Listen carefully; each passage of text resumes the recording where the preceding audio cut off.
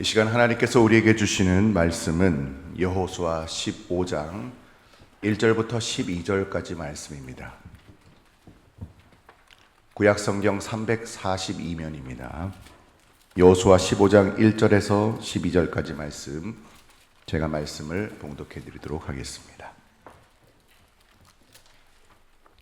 또 유다 자손의 지파가 그들의 가족대로 제비 뽑은 땅에 남쪽으로는 에돔 경계에 이르고 또 남쪽 끝은 신광야까지라. 또 그들의 남쪽 경계는 여매의 끝 곧 남향한 해만에서부터 아그랍빔 비탈 남쪽으로 지나 신에 이르고 가데스 바네아 남쪽으로 올라가서 헤스론을 지나며 아달로 올라가서 돌이켜 길가에 이르고 거기서 아스몬에 이르러 애굽 시내로 나아가 바다에 이르러 경계의 끝이 되나니 이것이 너희 남쪽 경계가 되리라. 그 동쪽 경계는 여매이니 요단 끝까지요 그 북쪽 경계는 요단 끝에 있는 해만에서부터 벳 호글라로 올라가서 벳 아라바 북쪽을 지나 루벤 자손 보안의 돌에 이르고 또 아골 골짜기에서부터 드비를 지나 북쪽으로 올라가서 그강 남쪽에 있는 아둠민 비탈 맞은편 길가를 향하고 나아가 엔세메스 물들을 지나 엔노겔에 이르며 또 흰놈의 아들의 골짜기로 올라가서 여부스 곧 예루살렘 남쪽 어깨에 이르며 또 흰놈의 골짜기 앞서쪽에 있는 산 꼭대기로 올라가나니 이곳은 르바임 골짜기 북쪽 끝이며 또 이 산 꼭대기에서부터 넵도와 샘물까지 이르러 에브론 산 성읍들로 나아가고 또 바알라 곧 기럇 여아림으로 접어들며 또 바알라에서부터 서쪽으로 돌이켜 세일산에 이르러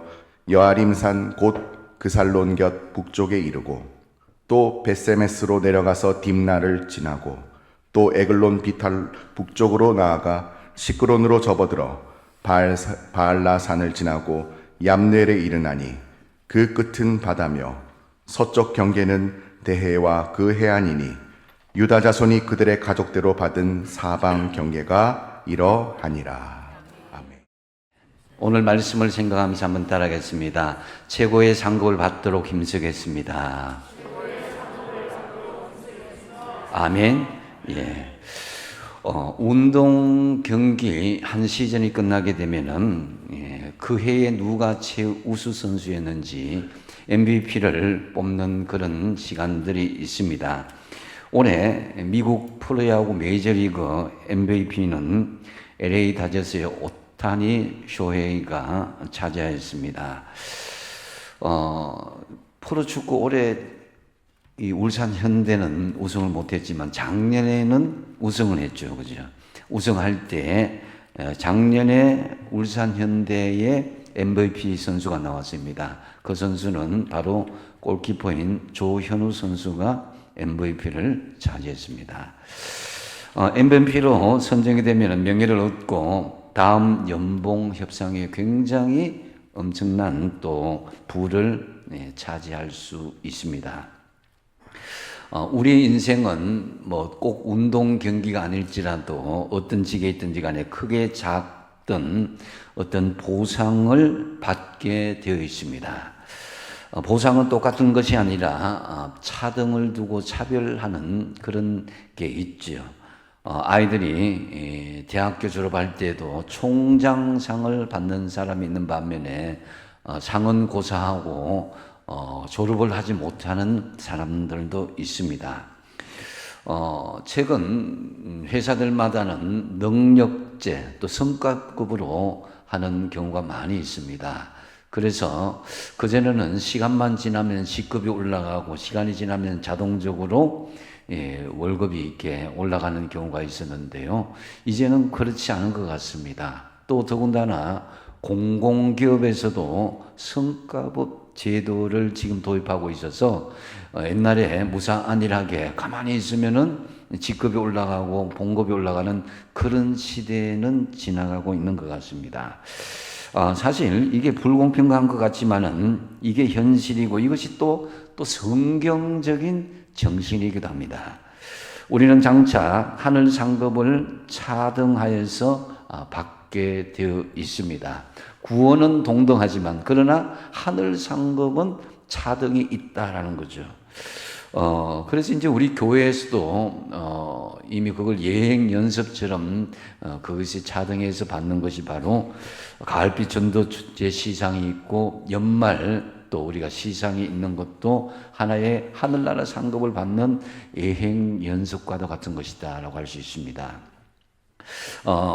오늘 본문 전에 이제 이사야서 40장 10절에 보면은 유다 지파를 콕 집어서 하나님께서 상급을 주겠다 하는 그런 내용들이 나옵니다. 한번 읽어보겠습니다. 시작. 보라, 주 여호와께서 장차 강한 자로 임하실 것이요 친히 그의 발로 다스리실 것이라. 보라, 상급이 그에게 있고 보응이 그의 앞에 있으며. 아멘. 자, 이스라엘에는 12지파가 있었는데 그 중에서 유독 이 유다 지파에게 상급과 보응이 있으리라 이렇게 말씀하는 것을 볼 수가 있습니다.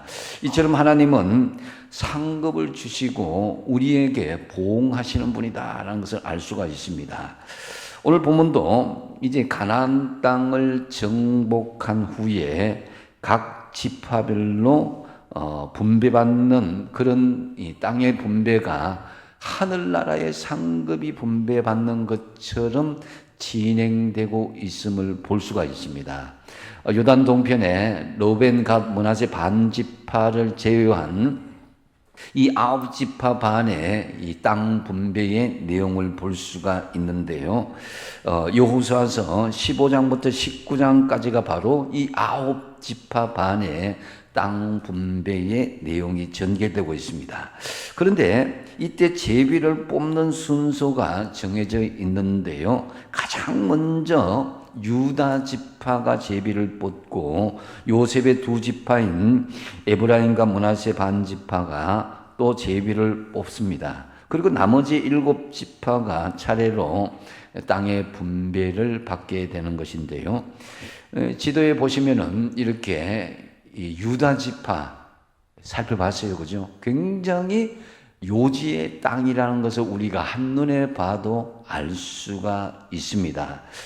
여호수아서 15장 전체, 오늘 읽은 전체의 내용이 바로 유다 지파가 분배받은 기업의 경계성과 성읍들의 내용을 아주 세세하게 잘 표현하고 있는 것을 볼 수가 있습니다. 그런데 이 위치를 보면은 가장 가나안 지역의 요충지임을 우리가 한눈에 알 수가 있습니다. 여러분 성지시로 가서도 이 지역이 가장 요충지고 풍요한 땅임을 우리가 알 수가 있습니다.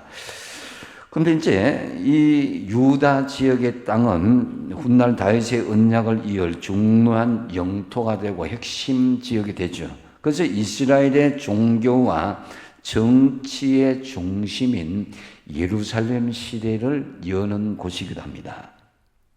뿐만 아니라 유다는 가장 좋은 포도원과 비옥한 목초지가 있는 지역을 얻게 되는데요. 그래서 가나안 땅에 가장 좋은 땅을 얻고 첫 번째로 또 기업을 얻은 지파가 되었습니다. 여러분도 유다 지파처럼 최고의 기업을 받는 축복의 사람들이 다 되시기 바랍니다. 이 가나안은 우리가 천국에 들어가는 모형이라고 할 수 있는 것이죠. 그래서 우리가 장차 하늘나라 들어갔을 때에 최고의 상급을 받는 것, 구원을 받는 것과 함께 이런 영광이 있을 때에 우리는 얼마나 행복하고 또 하늘나라에 대한 그런 기쁨이 넘치겠습니까? 그렇다면 유다가 어떻게 해서 최고의 상급을 받는 그런 지파가 되었겠습니까? 먼저 유다는 책임지는 사람이었다라는 것을 알 수가 있습니다. 사실 유다는 장자는 아니었습니다. 장자가 아니었고 네 번째 아들이었죠. 최고가 되기까지는 많은 걸림돌이 있었던 것은 사실입니다. 우선 유다는 야곱의 12명의 아들 중에 네 번째 아들이었고 했는데, 사실은 첫째 아들 장자가 이 르우벤이는데, 이 르우벤은 아버지 야곱 아버지의 그 첩인 빌하와 동침하는 바람에 그 장자권을 상실하게 되었죠. 또 둘째와 셋째인 시몬과 레위가 있는데, 시몬과 레위는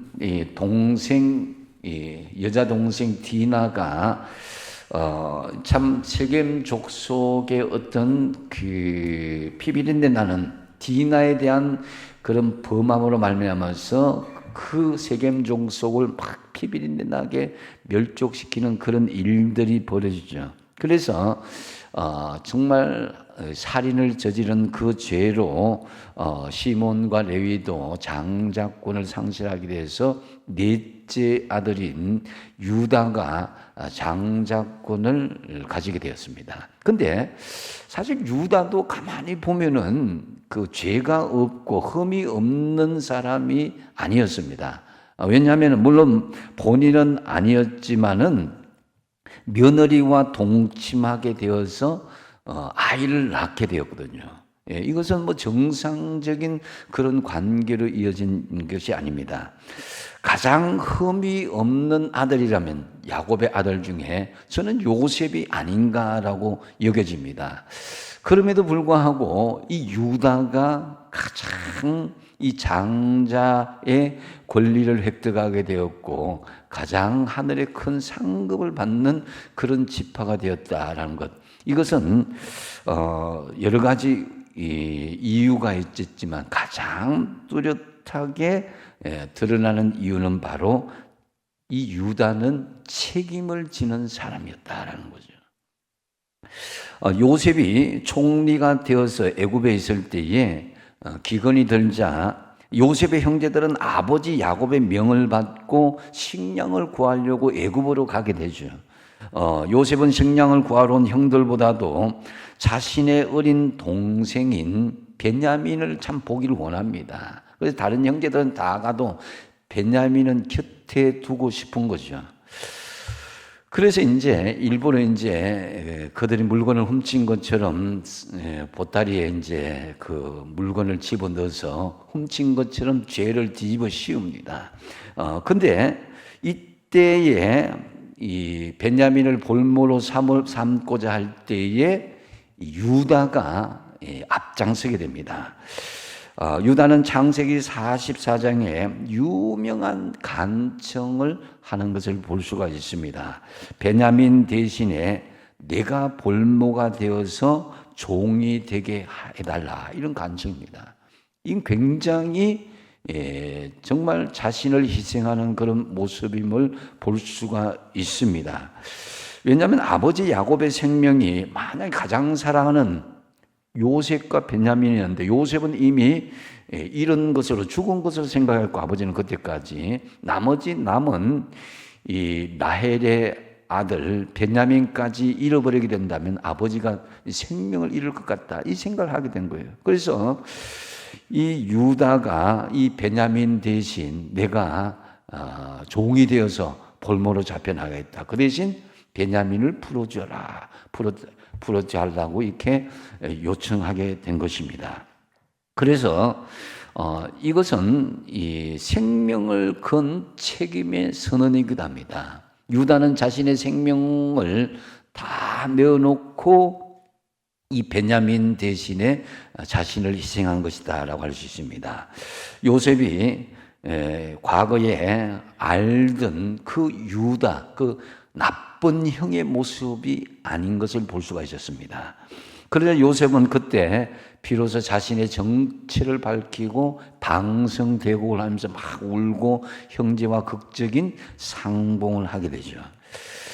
이때 진정한 화해가 이루어지고 모든 야곱의 가족들이 그 기근을 피해서 애굽의 고센 땅이라는 곳에서 정착하게 되고, 이 고센 지역에서 이스라엘 백성들이 이제 흥왕하고 430년 후에 엄청난 민족으로 장정만 60만, 실제로 한 200만 넘는 큰 민족으로 이렇게 성장하게 된 그 깃털이 바로 이 유다의 희생으로 말미암은 것이다라는 것을 알 수가 있습니다.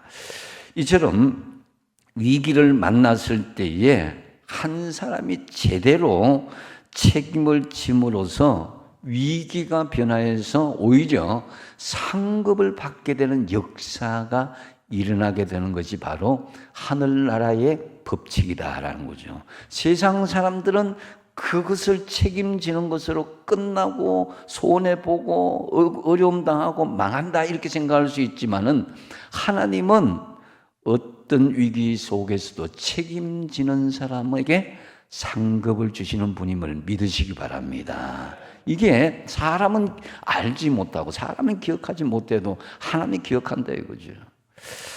최근에 이 울산 화력발전소 보일러타워 해체 붕괴 사고로 정말 7명의 아까운 분이 돌아가셨죠. 그런데 피해 가족들 사고 발생 후 일주일이 넘도록 책임지는 사람이 없이 그들에게 사과하는 그 자리에서 이것은 불가항력적인 사고였다라고 회피하는 발언 때문에 지금 문제가 되고 있는 것 같습니다.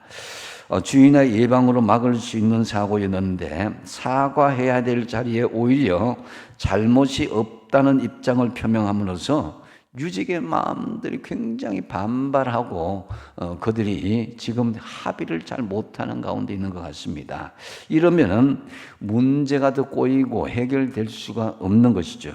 반면 예수님께서는 우리가 져야 할 죄의 책임을 스스로 십자가를 지심으로 우리를 자유케 하시고 우리를 구원해 주신 것이다라는 거죠. 유다와 같이 예수님은 이 유다 지파의 그런 계보로 이어지게 됐다라는 것을 알 수가 있죠. 그래서 이제 어쨌든 이사야서 53장 5절 6절 말씀이 그 말씀인데요. 너무나 잘 아는 말씀이지만 우리를 위해서 책임지신 예수님, 이것을 생각하면서 한번 읽어보겠습니다. 시작. 그가 찔림은 우리의 허물 때문이요 그가 상함은 우리의 죄악 때문이라. 그가 징계를 받음으로 우리는 평화를 누리고 그가 채찍에 맞음으로 우리는 나음을 받았도다. 우리는 다 양 같아서 그릇 행하여 각기 제 길로 갔거늘 여호와께서는 우리 모두의 죄악을 그에게 담당시키셨도다. 아멘. 그가 누굽니까? 바로 예수님이 우리의 모든 죄악을 담당하고 책임지셨다는 거죠. 그래서 여러분 책임을 회피하는 것이 내가 사는 것 같지만은 오히려 책임을 지는 것이 더 자유롭고 결국은 하나님 앞에 최고의 상급을 받게 된다라는 것이죠.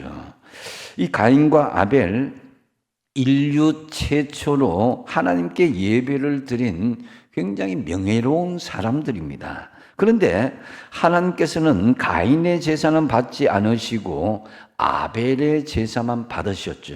하나님께서 가인의 제사를 받지 않은 것은 가인의 삶이 온전하지 못하고 죄와 함께하는 삶이었기 때문입니다. 가인은 이 결과에 대해서 돌이키고 회개할 생각은 하지 않고 분한 마음에 엉뚱하게도 동생 아벨을 돌로 쳐 죽이는 그런 결과에 이르게 됩니다. 이런 어이없는 일들 오늘날 우리 주위에서도 얼마든지 볼 수가 있습니다.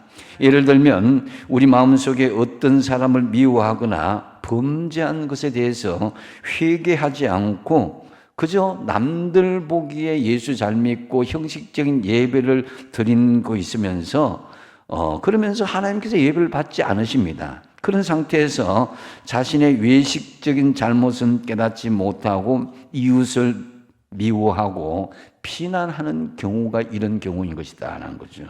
나는 잘하고 있는데 다른 사람이 잘못하고 있다고 착각하고 있는 것이다라는 거죠. 이것이 2000년 전에 바리새인과 서기관들, 율법사들 이런 사람들을 지칭할 수가 있습니다.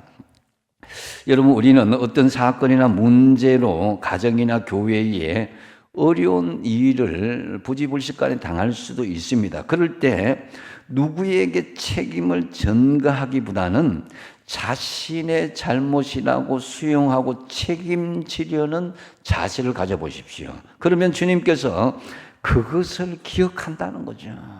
이것이 믿음인 것입니다. 하나님이 살아계시는데 나 혼자만 뒤집어서고 나 혼자만 억울하다 이렇게 생각해서는 안 됩니다. 하나님은 선악간에 심판하시는 분이기 때문에 이것을 책임지는 사람을 기억하고 반드시 축복의 사람으로 세워주신다는 것입니다. 그것이 바로 유다라는 것입니다. 유다는 자신의 생명을 걸고 베냐민 대신 평생 종이 되고 희생하겠다는 그런 각오로 나갔을 때에 바로 그에게 유다 지파가 장자의 축복을 받게 되고 최고의 상급을 받게 되는 지파로 이어지게 되었다라는 것이죠.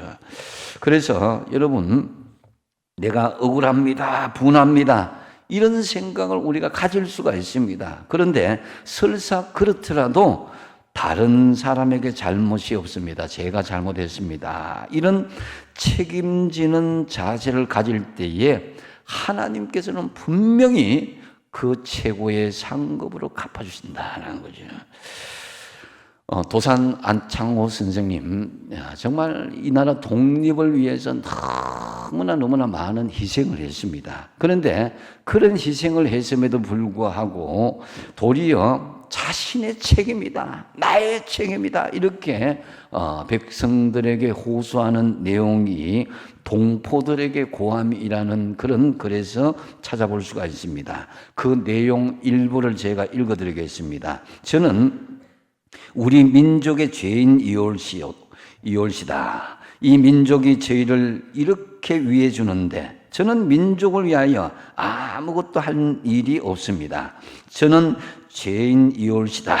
자손은 조상을 원망하고 후지는 선배를 원망하고 우리 민족의 책임을 자기 이외에게 돌리려고 하니 대관절 당신은 왜 못하고 남만 책망하려 합니까? 우리나라가 독립 못하는 것이 모두 나 때문이로구나 하고 가슴을 두드리며 아프게 뉘우칠 생각은 왜 못하고 어찌하여 그놈이 죽일 놈이라고 하며 자신들은 깨닫지 못합니까?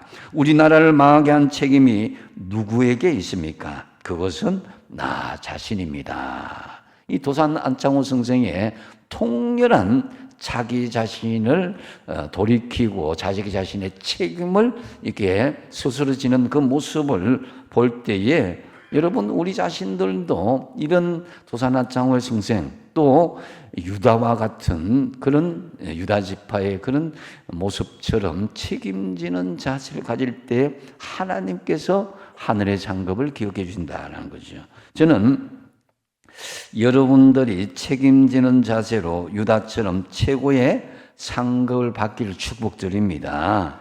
특별히 지난주에 임지 가신 분들 울산 호계교회를 책임지시는 자세로 사명을 다하시기 바랍니다. 아담과 하와가 범죄한 후에 하나님께서 아담에게 물었죠. 창세기 3장 11절 하반절에 내가 내게 먹지 말란 그 나무 열매를 먹었느냐. 이렇게 할 때 아담이 즉시 하나님 제가 잘못했습니다. 제가 먹었습니다. 죽을 죄를 졌습니다 하면 끝나는 거예요. 근데 창세기 3장 12절에 뭐라 그럽니까? 나와 함께 있게 하신 여자, 그 여자가 나무 열매를 내게 주면 내가 먹었습니다. 책임 전가를 하죠. 그리고 이 하와, 이 여자도 어떻게 얘기합니까? 3장 13절 하반절에 뱀이 나를 꿰물어 내가 먹었나이다 이렇게 합니다. 서로 책임을 지지 않으려고 자꾸 책임을 떠넘기고 하니까 결국 그들이 하나님께로부터 진노를 받고 에덴 동산에서 쫓겨날 수밖에 없었던 것입니다. 그래서 여러분, 근본적으로 그들이 아담과 하와가 죄를 지었기 때문에 에돔 동산에서 쫓겨났겠지만은 죄를 진 것보다도 책임을 지지 않으려고 하는 그 큰 범죄에 대해서 하나님께서 진노하셨다는 것을 알 수가 있습니다. 결국 책임을 지지 않으려는 아담과 하와는 이 땅을 잃었고 책임을 감당하려고 했던 유다는 가나안의 가장 좋은 지경의 땅을 얻게 되는 축복을 받게 되었다는 거죠. 그러므로 여러분, 개인과 가정, 사회와 국가에 대해서 또한 교회에 대해서 책임을 지십시오. 그래서 최고의 상급을 얻는 저와 여러분이 되시기 바랍니다. 두 번째로 유다가 최고의 상급을 받게 된 이유는 축복의 언약을 받은 사람이었기 때문입니다. 그래서 하나님께로부터 언약을 받은 사람, 창세기 49장은 이 야곱 이 노년의 12아들에게 축복하는 내용이 이어지고 있는데요. 창세기 49장 8절과 10절에 보면은 유다야 너는 내 형제의 찬송이 될지라 내 손이 내 원수의 목을 잡을 것이요 내 아버지의 아들들이 내 앞에 절하리로다. 규가 왕의 지팡이죠. 규가 유다를 떠나지 아니하며 통치자의 지팡이가 그 밭 사이에 떠나지 아니하기를 실로가 오시기까지 이르리니 그에게 모든 백성이 복종하리로다. 그러니까 유다가 가장 축복받는 민족이요 리드가 되게 하겠다는 거죠. 이 언약의 말씀이 실제로 500년이 지난 후에 정확하게 유다가 가장 좋은 땅을 차지하게 되었고 상급을 받게 된 것입니다. 또한 유다는 왕들의 조상이 되었고 가장 위대한 왕 다윗이 남았고 그리고 결국 왕 중의 왕인 메시아인 예수님께서 유다의 계보를 빌려서 오시게 된 것이다라는 거죠. 그러므로 여러분 예수 그리스도 안에서 여러분도 하나님의 자녀로서 언약의 백성임을 우리가 믿고 나가시기 바랍니다. 하나님의 말씀 안에서 우리는 언약의 백성인 것입니다. 그래서 우리 그리스도인들은 서로에게 저주보다는 축복을 많이 해줄 수 있어야 됩니다. 그래서 축복의 언약을 받은 백성이라는 거죠. 잠언서 18장 21절 말씀 같이 한번 읽어보겠습니다. 시작. 죽고 사는 것이 혀의 권세에 달렸나니 혀를 서기 좋아하는 자는 혀의 열매를 먹으리라. 아멘. 여러분, 우리 자신들은요 축복의 백성으로서 축복을 하는 사람이지 저주를 하는 사람이 되어서는 안 됩니다. 한번 내 스스로 한번 축복해 보겠습니다. 나는 축복받는 사람이다. 다시 한번 하겠습니다. 나는 하나님의 사랑받는 자녀입니다. 이게 축복의 자녀로 인정하는 것 중요한 거예요. 그리고 옆 사람에게도 우리 한번 축복하겠습니다. 연습하는 마음으로 한번 이렇게 축복합니다. 참 다행입니다. 저보다 못생겨서 감사합니다. 이렇게 하면 안 되겠죠, 그죠? 이렇게 하면 안 됩니다. 진심으로 자 한번 따라하겠습니다. 당신은 축복의 언약을 받은 하나님의 자녀입니다. 최고의 상급이 보장되어 있어서 축복드립니다. 아멘. 예. 저와 여러분 축복의 언약을 붙잡고 말씀 안에서 주신 이 언약의 말씀을 붙잡고 최고의 상급을 받는 저와 여러분 되시기 바랍니다. 또한 유다가 최고의 상급을 받게 된 세 번째 이유는 자기 희생을 하는 사람이었다라는 거죠. 참 요셉에게 베냐민을 보내고 자신의 종으로 삼으라 할 때도 그렇습니다만은 오늘 본문 구절인 그 뒤에 13절과 19절에 보면은 기업을 얻기 위해서 자신의 딸을 이 유다가 자신의 딸을 내놓은 이 악사인데요. 이 갈렙의 이야기를 통해서도 볼 수가 있습니다. 이 갈렙이 유다 지파의 중요한 그런 사람인데 이어지는데요. 헤브론 성읍을 얻게 된 유다 지파 갈렙은 이때 더비를 치기 위해서, 더비라는 땅을 얻기 위해서 조건을 내는데 그 성을 먼저 쳐서 취하는 자에게 내 딸 악사를 주겠다. 뭐 악사라 그러니까 이름이 좀 이상하니까 못생겼다 뭐 이렇게 그렇게 생각할 수 있지만 아닙니다. 악사는 뛰어난 미모와 지혜가 있는 여인이었는데요. 이때 갈렙의 동생인 그나스의 아들, 그러니까 갈렙의 조카죠. 온니엘이 그 말을 듣고 이 더비를 쳐서 취하게 됩니다. 그래서 여러분 잘 알다시피 온니엘은 제1대 사사입니다. 온니엘, 에후, 삼갈, 더브라, 기돈 뭐 이렇게 쭉 나가잖아요. 그죠? 그래서 온니엘은 1대 사사가 되는 영광을 차지합니다. 그래서 갈렙은 자기 딸을 희생하면서 최고의 땅을 얻게 되었다는 거죠. 그렇다면 우리는 주님께 무엇을 희생하여서 정말 우리가 하나님의 주신 최고의 축복을 얻을 수 있는가? 가만히 생각해 보십시오. 자기 희생을 하는 사람에게 하나님은 최고의 상급을 주시는 것임을 믿으시기 바랍니다. 성자와 패자라는 유대인의 경전 디아스포라 중에서 한번 제가 그 내용을 잠시 읽어 드리겠습니다. 여기에는 자기 희생을 강조한 내용들이 있습니다. 성자는 실수했을 때 내가 잘못했다고 말합니다. 패자는 실수했을 때 너 때문이라고 말합니다. 성자는 넘어지며 일어나 앞을 보고 패자는 넘어지면 뒤를 봅니다. 성자는 패자보다 더 열심히 일하지만 여유가 있고 패자는 성자보다 게으르지만 늘 바쁘다고 말합니다. 성자는 과정을 소중히 생각하지만 패자는 결과에만 매달려 삽니다. 성자는 순간마다 성취의 만족을 경험하고 패자는 영원히 성취감을 맛보지 못합니다. 성자는 넘어지면 일어서는 기쁨을 알고 패자는 넘어지면 재수를 탓합니다. 성자는 주머니 속에 꿈이 있고 패자는 주머니 속에 욕심이 있습니다. 성자가 즐겨 쓰는 말은 다시 한번 해보자이고 패자가 자주 쓰는 말은 해봐야 별 볼 일 없다입니다. 성자는 달려가면서 계산을 합니다. 패자는 출발도 하기 전에 계산부터 합니다. 성자는 다른 길도 있으리라고 생각합니다. 패자는 오직 하나뿐이라고 고집합니다. 성자는 몸을 바치고 패자는 혀를 바칩니다. 이 내용입니다. 정말 여기에서도 자기 희생을 하는 자가 진정한 성자라는 것을 잘 대변해주고 있습니다. 여러분, 유다처럼 자기 희생이 있을 때 최고의 상급을 받을 수가 있습니다. 요한복음 12장 24절에도 예수님께서는 하나님이 이 땅에 떨어져 죽지 않으면 그대로 있고 죽으면 많은 열매를 맺는다고 그랬습니다. 이것은 분명한 자기 희생을 강조한 말씀이기도 하죠. 1907년 민족의 어른이자 평양 장대연교회 전도사였고 장로였던 나중에 길선주 목사님이 됐죠. 길선주 목사님께서 자신의 부끄러움, 이것을 온 성도들에게 공개적으로 자신이 고백을 했습니다.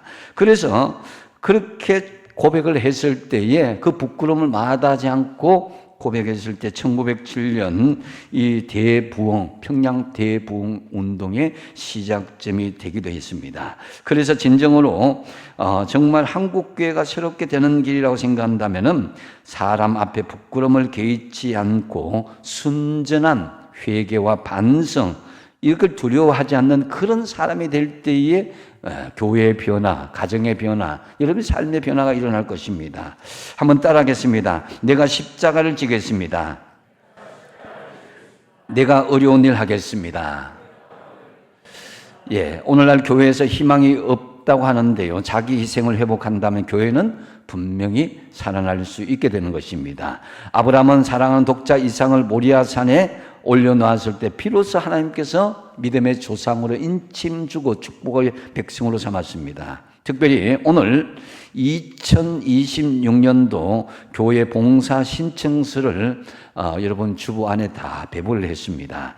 내가 할 수 없는 이유를 찾기보다 어렵더라도 내가 희생하겠다는 마음으로 봉사를 자원하여 주시기를 간절히 간곡하게 부탁드립니다.